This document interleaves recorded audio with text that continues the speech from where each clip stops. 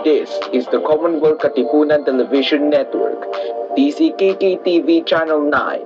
KKTV is a commercial television broadcasting with a power of 60,000 watts, authorized by permit number BSD 2970-2023 REN, issued by the National Telecommunications Commission, valid until December 31, 2026.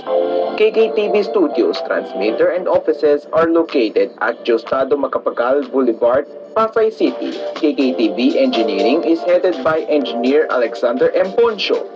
KKTV Transmission Engineering personnel is composed of electronics engineers, electronics technicians, and first-class radio telephone operators duly licensed by the Professional Regulation Commission and the National Telecommunications Commission. Amiri Del Rosario, Electronics Engineer number 45271.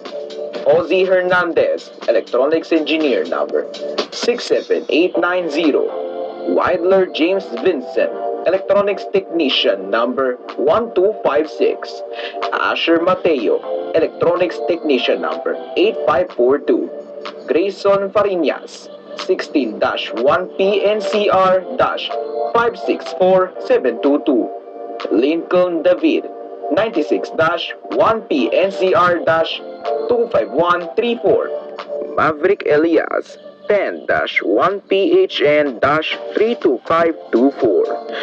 O Vernis, 98-1PHN-35129. KKTV serves the entire nation simulcast through the following station: TV9 Manila, TV22 Naga, TV30 Cebu, TV18 Davao, TV24 Cordillera, TV21 Vigan Ilocos Sur, TV17 Palawan, TV24 Guimaras, TV23 Dumaguete, TV17 Tacloban, TV16 Calbayog, TV20 Zamboanga, TV17 Sibugay, TV17 Davao del Norte, TV18 Agusan del Sur, and TV21 Cotabato.